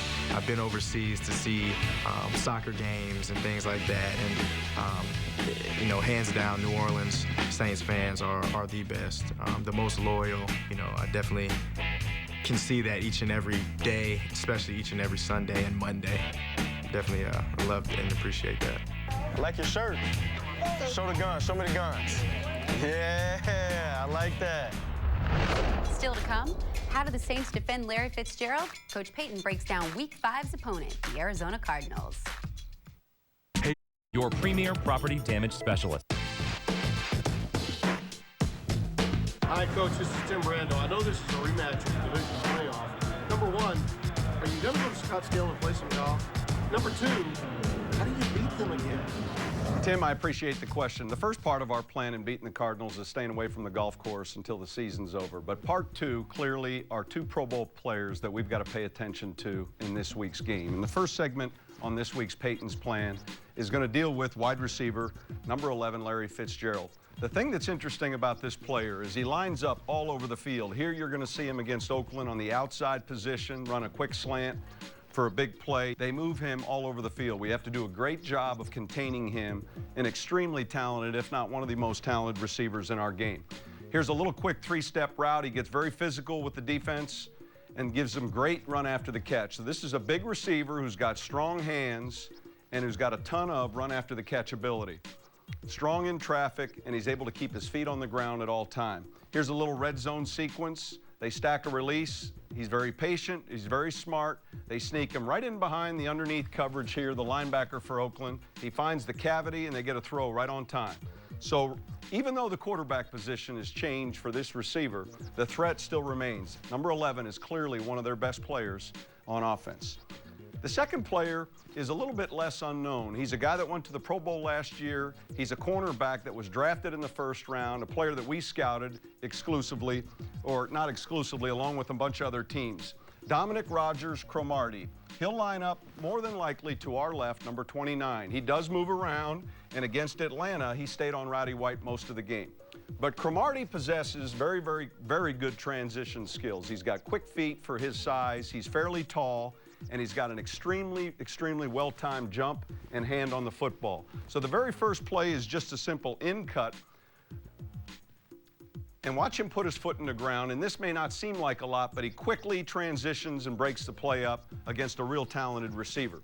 The next play will give you an idea of his make-up speed. He's a corner that can kind of bait you to sleep a little bit, give you the illusion that a receiver's open and at the last second close and get his hands on the football. Last year, he led all cornerbacks in the NFL with pass breakups. So he's at the top of our screen again here against Oakland's wide receiver. They're going to run a post route. He stays outside in his technique. He's inviting the inside throw, and watch him time this up, bring his right arm across, perfect technique, and again break up another pass. So this is a dangerous player. We didn't have to face in the playoffs. He got hurt very early in our game. But clearly your game plan has to revolve around throwing, at least when you throw his way, clearly a mindset as to what route you want to throw, and we got to be mindful of his ball skills. Number 11 on offense, their running backs on offense, and Dominic Rodgers-Cromartie on defense are clearly part of this week's Payton's plan. You guys are heading back on the road this week, and you've actually got 2 away games in a row, right? We do, both of them in the NFC. We start with Arizona, so we're going back west, and typically that means a Friday departure to get used to the time change. We'll play at Arizona and then turn around the next week and play at Tampa Bay. But the Arizona game certainly is at the forefront. We're playing a team that, after a loss, has never followed that loss at home with another one. They've always won their games with Ken Wisenhunt. So we're seeing a new quarterback and really a different set of challenges than this past week. Well, have a great game, a very safe trip. And you guys out there, if you've missed any part of this episode or one of our past episodes of The Sean Payton Show, be sure to check out our website, theshawnpaytonshow.com. We'll see you next week. After holding off the winless Panthers, the Saints head west for a showdown with the 2-2 Cardinals. It doesn't matter what their record is, you know, I mean, they seem to pull out their best performance against us. Another rookie quarterback is set to make his first NFL start against the defending champs. I have a really tough task ahead of me and trying to go against these guys. A complete preview of Sunday's showdown in the desert, coming up on Saints Game Plan right now. These newlywed Hoodats take to Bourbon Street with a second line to wish the boys in black and gold good luck. So maybe the shorter ones in the front, like Ashley and Darian. During away games, the Saints stations don't travel with the team. Instead, they remain here at home, helping local businesses pack in the crowd. The Saints stations anxiously await that first touchdown. And it's really great to watch. All the fans come out. People don't realize that even when the Saints play away, the fans want to come out. They want to celebrate, drink, and eat. And it makes a big impact on the economy here and on the local businesses. Post-Super Bowl win, the Saints are bringing in even more money for French Quarter bars and restaurants. We came down here just to party in the French Quarter and watch the Saints. Ever since we got this TV, it's really helped out. I mean, I just went from like a normal day to like just insane. Debit or credit? Across Voice of the Saints, Jim Henderson, with his weekly commentary. Scott, thank you very much. The Arizona Cardinals play in Glendale in a stadium named for the University of Phoenix. They live in the Valley of the Sun and play in a beautiful 4-year-old building with a retractable roof that's seldom opened because the sun is too bright for the spectators' comfort. So with all those contradictions in play before yesterday's contest even began, it was somehow fitting that the game would feature more than its share of oddities as well.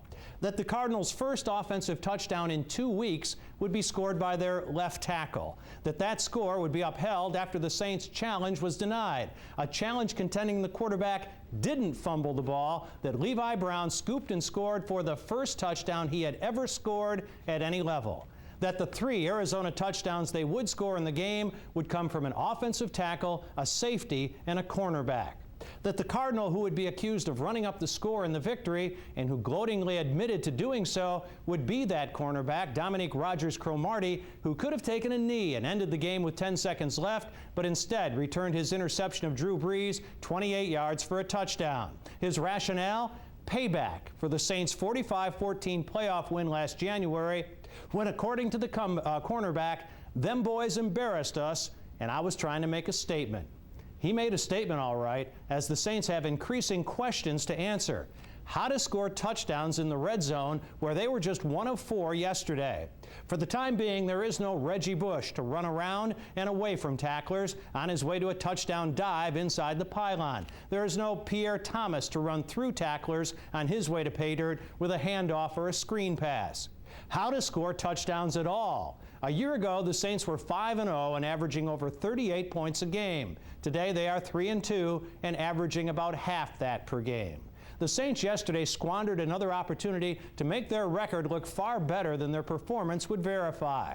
Through just 5 games this season, there are no more unbeaten teams in the NFL. The widespread belief is that there are no super teams out there this season. That should give the Saints encouragement on one hand, because it seems every other team in the league has its share of concerns at the moment as well. But it should bring discouragement on the other hand, because the Saints' performance has contributed greatly to that perception. And we hope you'll join Brett. The Saints now have 2 losses and many more issues. One of them is a lackluster run game. Sean Payton said in the absence of Reggie Bush and Pierre Thomas, the Saints will continue with Liddell Betts and rookie Chris Ivory. We'll keep coaching. You know, these are our guys. You know, there's no one walking in here to save the day on the street right now. Even though the Arizona Cardinals against the Saints feasted on 4 turnovers, 3 Drew Brees interceptions, and a Liddell Betts fumble, defensive end Alex Brown said Sunday's game at 3-1 Tampa grows in importance. You don't want to lose back-to-back games. You don't want to lose, period, but you definitely don't want to lose back-to-back games. You don't want to lose. We've already lost 1 in the division. We don't want to lose another to a division opponent. So, sorry. So, it's definitely a lot of pressure. Even though the Bucs are ahead of the Saints in the standings and are at home, the Saints are 5-point favorites on the road for Sunday's noon kickoff. The Saints offense used to be the best in the NFL, but now their receivers can't get open. Part of tonight's breakdown.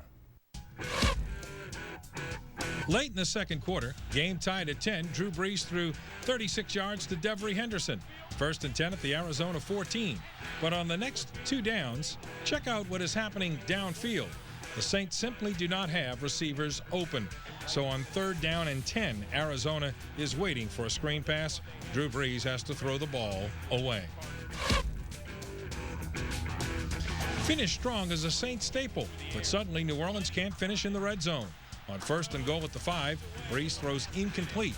Liddell Betts gets a yard. Right tackle John Stinchcomb is flagged for a false start. And on 3rd and 9, the pass to Betts in the flat is good for -2 yards. John Carney then missed a 29-yard field goal. In the Super Bowl season, this simply did not happen. Liddell Betts gets the blame for this fumble and subsequent Arizona touchdown.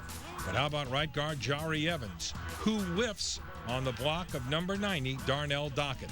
The Saints' O-line suddenly has warts. Then there's the Saints special teams. Not so special. Kickoff man Thomas Morstead boots it 5 yards deep in the end zone. Larod Stevens Howling then scoots 60 yards. Later in the first, too easy again for Stevens Howling. The return covered 48 yards. The Saints defense is pulling its weight. Offense and special teams, not so in the desert Sunday. The Saints were 1 for 4 in touchdowns in the red zone against Arizona. Well, if you were ever wondering about the value of Reggie Bush to the Saints offense, all you have to do is look and see what happened to the Saints offense the past few weeks. Sunday in the desert, the tape doesn't lie. Arizona's cover guys were matching up with Saints receivers one-on-one. Arizona's cover guys were turning their backs to the quarterback and hustling downfield. With Reggie on the field, chances for others grow. Offensively, the Saints look like a team that has lost confidence. A year ago, there's no way on 1st and goal at the 5 that the Saints do not score. The Saints offense has turned back the page to 2008. Drew Brees has to make too many plays. The running game is bad, currently 31st in the NFL. The Saints offense, one that bewildered opponents in 2009, suddenly looks quite average. I never thought I would say this, but right now, the Saints offense scares no one. And that, to me, is probably the most stunning development of what has happened here over the last few weeks. And I think once that Reggie Bush is back and Pierre Thomas, who is healthy again, perhaps soon after a sprained ankle, you don't realize how much you miss those guys until they're not on the field making plays and keeping defenses honest. How soon will they be back? Well, I think probably Reggie, my guess is it might be after the bye week or close to it. Okay. Hopefully Pierre Thomas sooner. But those two guys make a defense account for them. And without them, the Saints are hurting. All right. Thanks, Ed. More after this. You're watching. This is the last word on sports. 4th down on 4 starts now. Welcome into the show. The Saints today with visions of a win in the desert. Instead, turnovers and missed opportunities turned their 4th win of the season into a mirage. Jim Henderson has more from Glendale. He's got some room to run. Dives and he fumbles the football and it is picked up and taken into the end zone. The Arizona Cardinals are nothing if not resilient. Today they won their 9th straight game following a loss. But this might have been their biggest rebound from a defeat given the circumstances. With an undrafted rookie at quarterback making his first start, the Cardinals offered an inviting target that the Saints felt they had a good game plan for. We came after him a lot more. We blitzed a lot more on third down, not a whole lot of zone coverage. Tried to make him make the tight throws with man-to-man coverage. You know, he's got a lot of courage. I mean, he got hit quite a bit today. He stood in there, came back in the game after a big hit, and you know, you can kind of see why this team rallies around a young guy like that. The ball was bouncing the Cardinals' way as Hall bounced back from an injured knee and shoulder that sidelined him for the final series of the second quarter.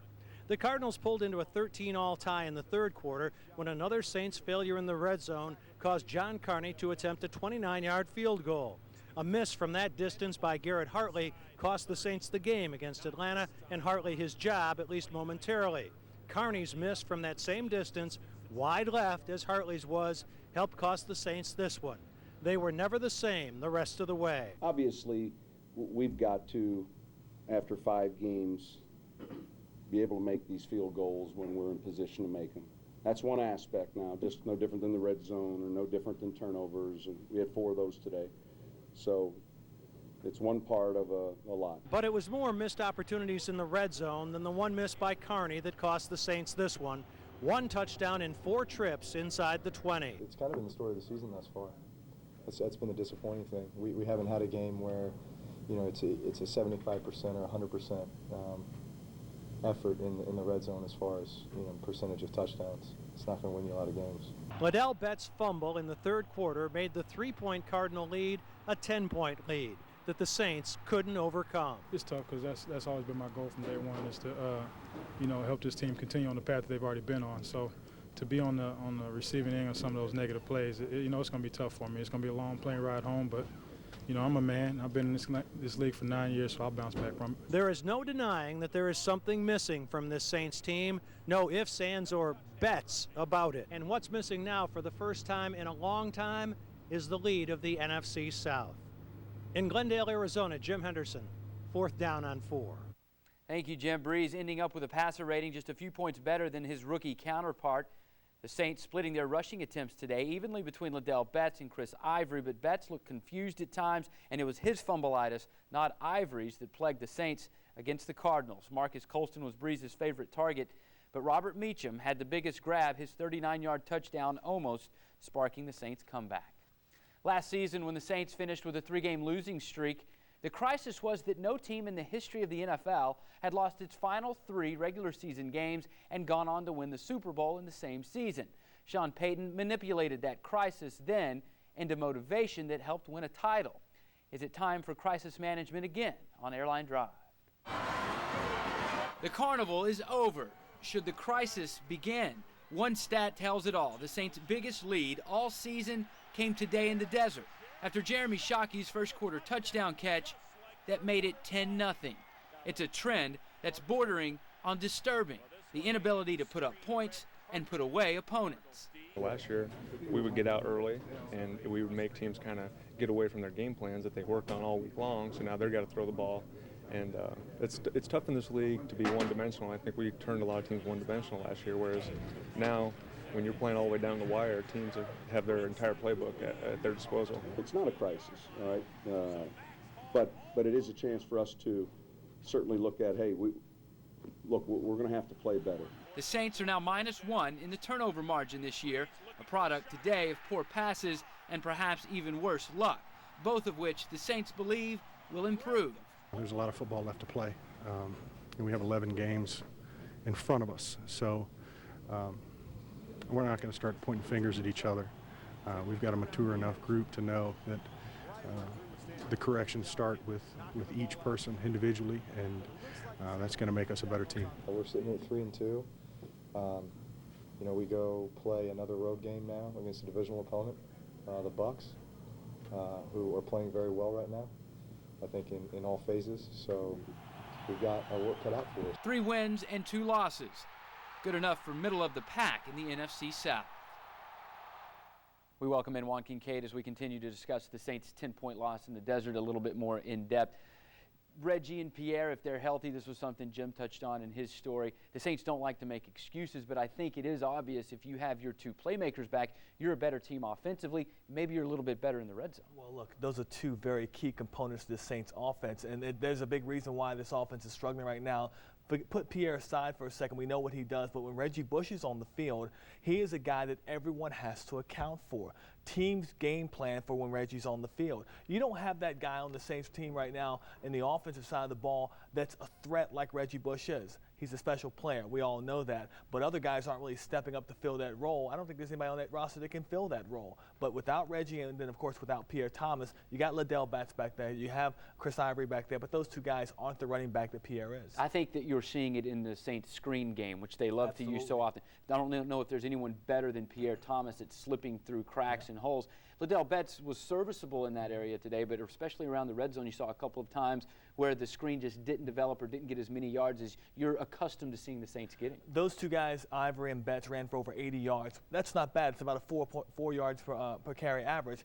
But at the same time, neither one of those guys, it looked like they were going to break that big run, break it for more than 10, 15, 20 yards. And that's where the Saints are missing the Pierre Thomas who does the screen pass. So I remember when Jim Haslett was the coach of the Saints, they couldn't run a screen, couldn't stop a screen. Now it's one of their best offensive plays, but you have to have the right personnel in there to run that play. And Pierre and Reggie Bush are two guys that run it as well as anybody in the league. Although longest run of scrimmage today, 13 yards by Chris Ivory. The longest run of scrimmage for the season for the Saints, only 14 yards. The offensive line, something's going on there. We're not quite sure what it is. Today, only 1 sack allowed by Drew Brees. But more importantly, there were 5 quarterback hits. And it's something that we're seeing throughout this season. Drew Brees on the ground a lot more than we're accustomed to seeing. Jim Henderson caught up with All-Pro Jari Evans after the game. Here with Jari Evans, and I know you're as disappointed as anybody, but you look at this offense, and through 5 games, the most points you guys have scored is 25. I don't think anyone would have expected that 5 games into this season. No, not at all. I mean, we didn't expect it either. But you know, it's tough to score in this league, and you know, we gotta get better, and we gotta put points on the board. This was a team in the Cardinals that probably had a lot of motivation based on the way that you guys beat them so soundly in the playoffs last year. Yeah, I think so. I mean, they came out, they played hard, they played tough, and, you know, they came out with the win today. You know, we just got to go back to the drawing board next week, swallow this loss. You know, it was a tough one, and come back and get a victory next week. There has been some criticism that Drew doesn't look downfield often enough, that he settles too often for dump-offs and plays in the flat. Is he feeling pressure that's not there? Is it possibly a part of the injury that he's had that's made him a little bit more gun-shy? I mean, I don't know how you can criticize a man like that. I mean, Drew's done so many good things. I don't understand how anybody can criticize what he's doing right now. So, I mean, we have to do what we got to do up front to protect him better, and that's something that we work on week in and week out, and that's our job. And, you know, we just got to go to the drawing board and get better at it. When you have bogged down in the red zone, can you point to any one thing? No, you can't point to no one thing. I mean, you know, we ran the plays, we didn't get it, and that was the bottom line. We just didn't get it.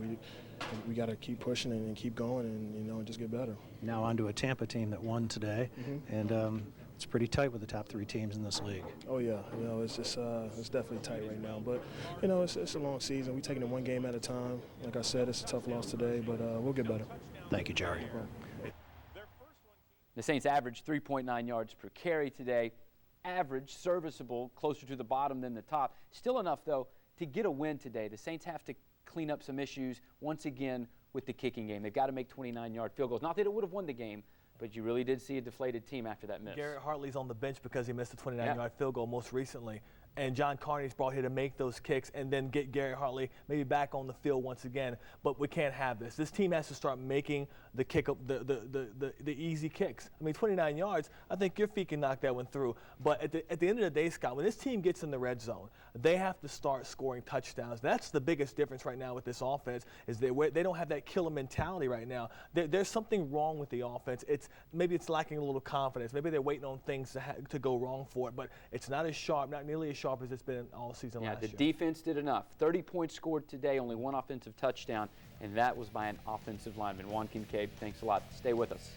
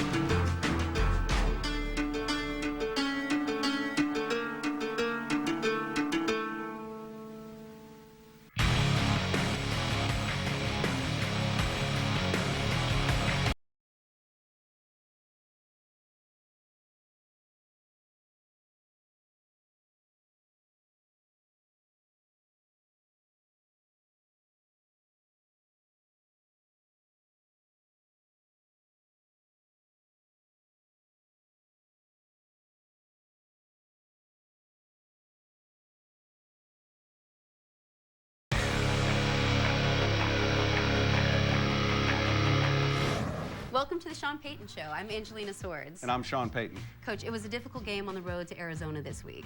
There's no question.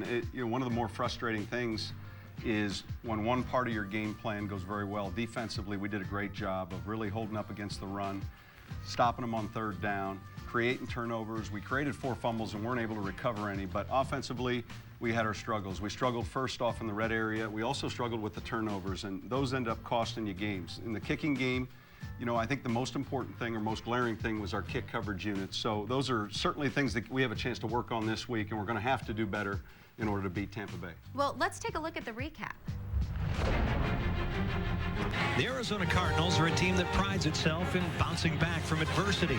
But bouncing back this week won't be easy. For the first time in Ken Wisenhunt's head coaching career in Arizona, the Cardinals failed to score an offensive touchdown last week.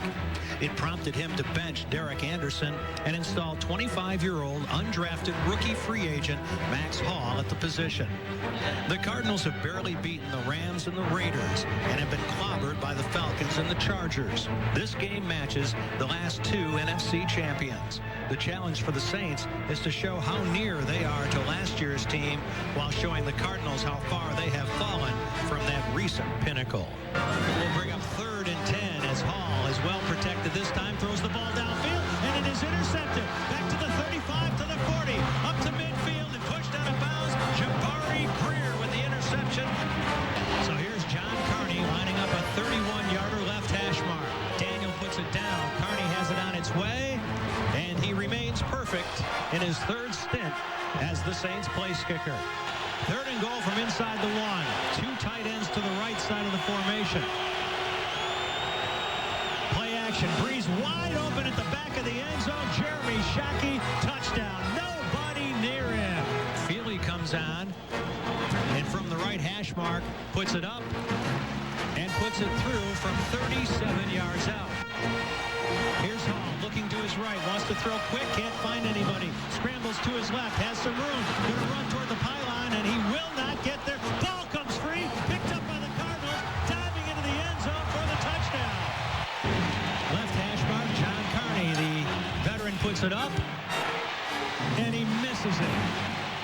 Snap, placement, kick is up, and it is through. So with Feely's field goal, the Cardinals retake the lead. So it'll be 2nd and 10 from the 22, and they run it, and the ball comes free. It's lying on the turf and picked up by the Cardinals. It's going to go into the end zone in the hands of Kerry Rhodes for a touchdown. 3rd and 3 from the 35. Here come the Cardinals on a blitz, and look at Breeze. He's going to throw it downfield. Meacham is there and makes the catch in the end zone for the score. So the Saints' last gasp begins from their 9-yard line.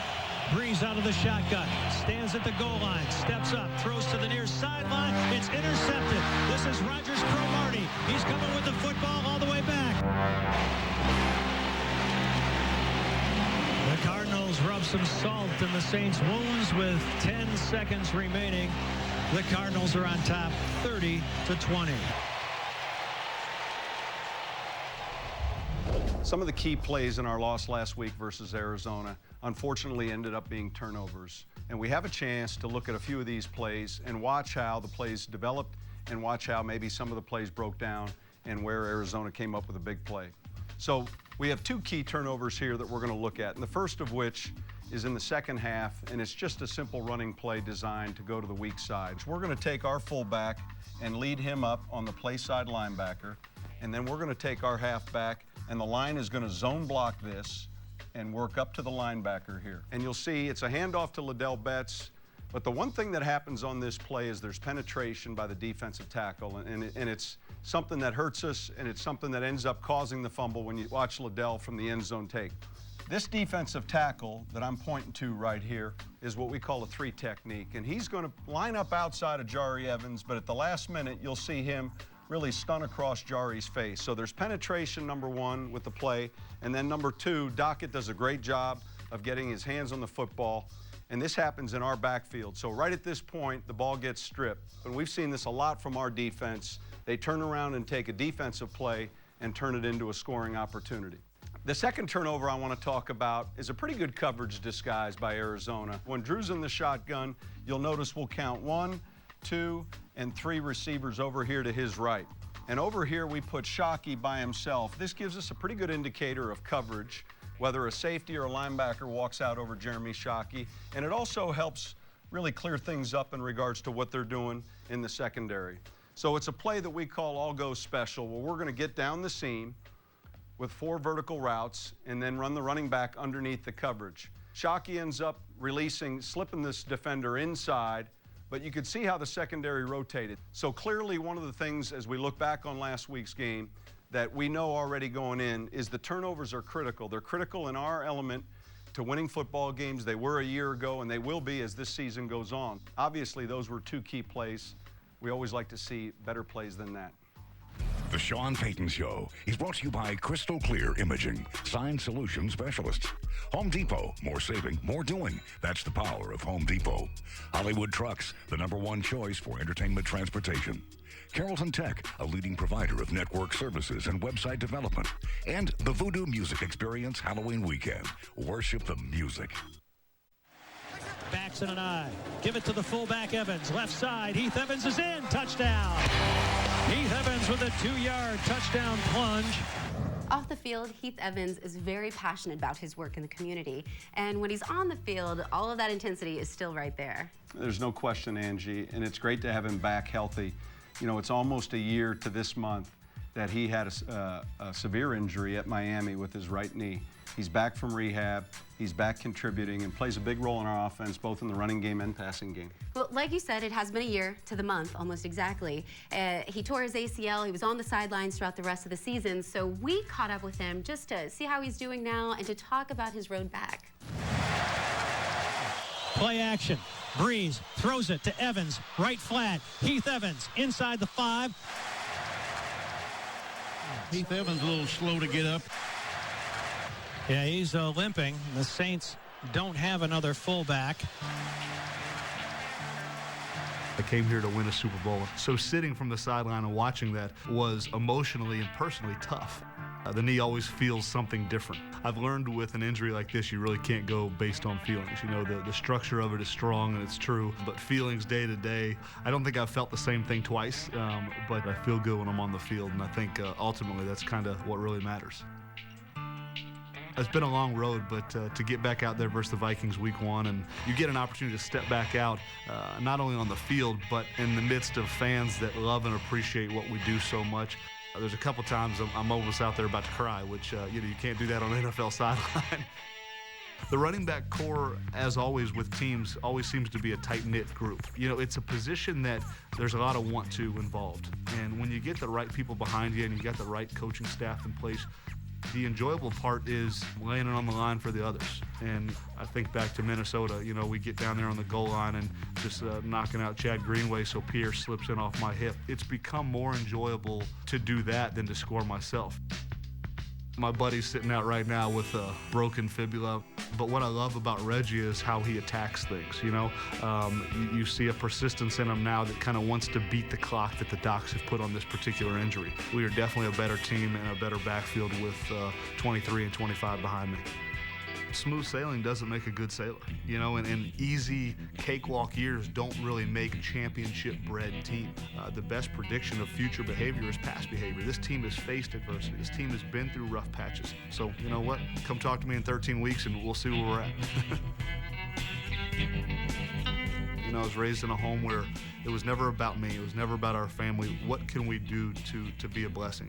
I look at this NFL badge that I really get to kind of carry around on my chest because of the 10 years I've been blessed in this league. And it'd be a shame to look back at the end of a 10 or 12 or 15-year career and say, yeah, I made a lot of money and had a great time with my family, went on a lot of trips, but what did we really accomplish? And, you know, my wife was a victim of childhood sexual abuse. And after we were able to really kind of usher her into the help that she so desperately needed, the natural fit was, how can we keep this good news to ourselves? So it's been that natural fit to start our foundation and offer that same hope and healing to people less fortunate that would never be able to to afford the counseling, but also people that they don't have anyone to be their voice.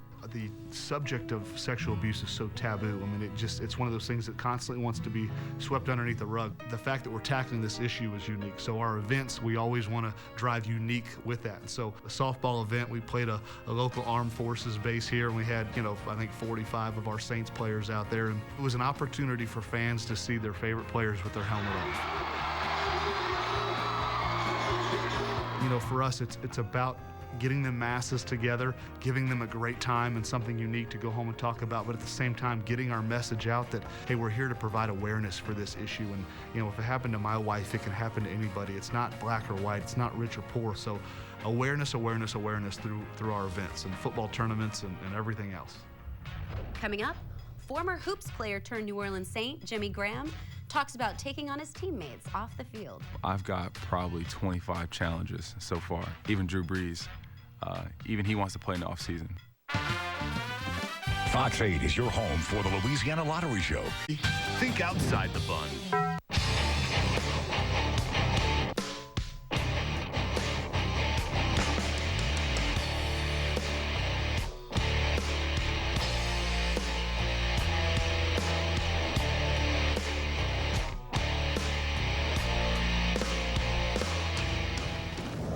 We just saw tight ends Jeremy Shockey and Dave Thomas, both who are great blockers and receivers. So they play a pretty significant role in the offense. There's no question. Jeremy Shockey's a veteran player who's played in this league quite a long time.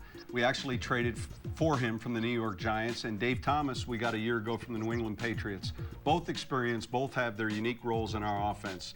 But you're also going to begin to see the role of a young Jimmy Graham. And Jimmy Graham was a tight end that we drafted this year out of the University of Miami. Well, and he was primarily a basketball player in college, right? I mean, I think he only had 1 year of football when he was at the University of Miami. There's no question. It's a little bit unusual, but it's happened before. It happened to Antonio Gates at the San Diego Chargers, and in Jimmy Graham's case, he attended Miami, played basketball, and not until his senior year, he went out for football. But after the season, after all the combine workouts, after all the pro scout workouts, he really turned a lot of heads, and we found we couldn't resist it in the third round. So he is a rookie you definitely have to keep your eyes on. Jimmy Graham, tight end, New Orleans Saints, 6'6", 265. The U. My first 3 catches in college were all touchdowns. At one point, I was Mr. Red Zone in college. Football was first, I was always a football player as a kid, and just loved it. I ended up being MVP my freshman year, and then the next year I was adopted, and I got moved to a Christian school, and they only had basketball. So, I thought my football career was over. I played 3 years of high school basketball, ended up going to the University of Miami, played 4 years of basketball. I'd been trying to play football since my sophomore year. My coach would just say, Jimmy, I'm not gonna risk you getting hurt, for the whole season. So, you can't do it. I had a 5th year of eligibility to play another sport. So instead of, pursuing my things in basketball, I decided to go back to school and come out of the smoke. I had about 4 or 5 tryouts in the NBA at the time, and I just told him, I'm going back to college to play football. Why play something I was forced to play instead of something that I love? Bernie Kosar had heard that, I was thinking about playing football, and apparently he had been watching me play basketball, and he thought I was a pretty physical player and thought that I needed to be on the football field. So one afternoon, me and him, we meet up, and we're just playing catch for about an hour and a half. After that, and after all the talking, he just tells me, right to my face, he said, Jimmy, I think you could be an NFL playmaker. And I'm sitting there like, what's this guy talking about? Like, we're just in the backyard. And so, he would actually drive down 3 days a week to meet with me and to just talk about football, and just teach me things. I mean, it was an incredible summer because, here's Bernie Kosar, just screaming at me and just so excited, about, the fact that I'm going to be playing football. He was determined that I was going to be something. I guess I got my first play, really, production-wise ever in the NFL. Surprisingly, it wasn't a catch, it was a handoff. I was excited, I'm shocked he's back up to everything, but whenever he called that play, I was excited and, ended up getting the first down. So the play that I made in the Atlanta Falcons game in the third quarter ended up on SportsCenter's top 10. Hopefully I have many more of those plays this season, and I'm excited. I have a special bond with all of our tight ends. David Thomas told me, he's never had a younger brother, and now he finally does. And Shockey, I consider him my older brother. He looks out for me, and on every play I do, even in practice, he's right there, and he's the first one to tell me something. Usually he runs out there, and he's already screaming at me. Everybody thinks they can play basketball, and everybody thinks that they're gonna beat me, which that's not gonna happen. I haven't played yet, but I've got probably 25 challenges so far. Even Drew Brees, even he wants to play in the offseason. So we'll definitely get a go at it, but I promised him that I won't foul him like I was fouling people in college. I'll let him shoot, and then I'll get the rebound. So I listen to a lot of slow jams. Jill Scott. Just something mellow. That just kind of calms me down a little bit. So definitely some slow jams. I wish I had some more football under my belt. But I guess, with the way things turned out, some people always told me, what if you had played and done this, what if this, but, I just tell them, well, if I had those what ifs, I wouldn't be where I'm at, and I could be with some other team and maybe not be as happy. So for me, it's the perfect situation.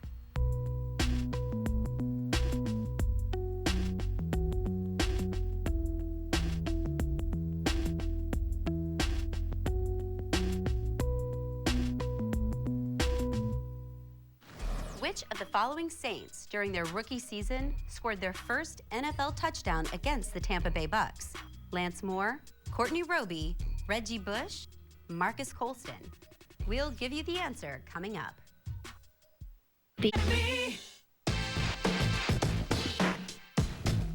Coach, I got a question about beating Tampa Bay. How do you go about beating the team that you lost to last year? I'm looking forward to a great win. Harry Connick Jr., it's good to hear from you, and we appreciate you guys coming to the game. We hope that we can provide you with a good win. First off, the challenge with Tampa Bay. We're going to get to this week's Payton's plan, and we'll show you. It starts off with a 14-year veteran at defensive back, and to play in this league 14 years is one thing, but to play cornerback in this league 14 years is amazing. Number 20, Rondé Barber's done that. You'll see here against Cleveland, he's playing in what is really a soft zone. It's a soft zone pressure. And he kind of sits and anticipates the quarterback's throw. Drew will have to do a great job of looking him off and clearly understanding how he can bait quarterbacks or tempt quarterbacks into throwing what looks like to be an open receiver. Now we're going to get to the offensive side of the ball. And this guy is only 2 years in the league, but he's playing like a 5-year or 7-year pro. And it's Josh Freeman, their quarterback. And one of the things that you'll see this year on tape with Josh Freeman is when there's a play to be had in the pocket, he can make it. But when he has to scramble or improvise, he can make that play as well. So that puts pressure on all these guys back here that have to cover, all right, for a longer period of time. So anytime the quarterback breaks the pocket, that stresses the secondary in coverage. That means he's got more time to throw. This is an empty formation, and we're studying the quarterback here. So it's not a clean pocket. You'll see him escape, and watch the funny body throw he makes here, going to his left and then to the right. Now that's a dangerous throw, but he's got the arm strength to be moving in this direction and still throw a 15-yard in-cut with pretty good accuracy. Here's another throw. This time is a little different, though. Let's talk about it. He's going to have penetration from the Cleveland Brown defensive tackle, so he's not going to have the nice clean pocket to step up in. You're going to see him take his drop and actually throw this without really taking a full stride. This is hard to do considering the pocket's collapsing on him. So in a shotgun formation, again in a nickel set, he'll take the snap and watch him as he gets this penetration. You can see the defensive tackle for Cleveland that's kind of broke through the A-gap. He still is able to plant, throw the football without a lot of room in the pocket. He's a big quarterback. He's a hard sack. He's playing with a lot of poise right now. But watch the penetration and watch how he keeps his poise and still keeps his eyes downfield and makes a play. Ball's out. It's accurate. This guy's not playing like a second-year player at quarterback. There's obviously a lot that goes on in the learning curve of any young quarterback, but when you watch the tape on Josh Freeman, he's playing like a veteran, and he's worked at it. You can see his improvement just after his second year. Those are two key elements to this week's Payton's Plan. Earlier in our trivia question, we asked you which rookie scored his very first touchdown in a game against the Bucs. And I'm wondering, Coach, if you know the answer to that one. I think I do. I'm supposed to. I think it was Reggie Bush in 2006 Yep. at home against Tampa Bay, and it was a real hard-fought game. It went back and forth, but it was a huge return at the time. It gave us a lead and led us to victory in that game. And normally when you watch these games and you look at the history, at least in the 4 years that I've been here, we're 4-4 against this team, and it's been kind of back and forth, and home field or away hasn't really mattered. Both teams are very competitive. Both teams really rely on the big plays such as Reggie's punt return, and this week will be the same. Well, for more Saints trivia, head on over to our website, theshawnpaytonshow.com, where you'll also find an opportunity to win a signed copy of Coach's book, Home Team. So you guys have a great week in Tampa, and we are looking forward to having you back here at home next time. Thanks, Angie. We'll see you next week. The deal with Dunkin' Donuts is this. I grew up in South Florida on Dunkin' Donuts, and then in Alabama there are none, and here we only have one in this state. So the natural question was, hey, how do we get these to the South? There are ramifications of starting. They want 5 locations, and so there's just some different agreements that I'm just not comfortable with. I'm a fullback. If I had Drew Brees money, then we'd have 50 Dunkin' Donuts all over the South right now. Maybe one day here in the South we'll see more Dunkin' Donuts laying around. Have you been injured in a car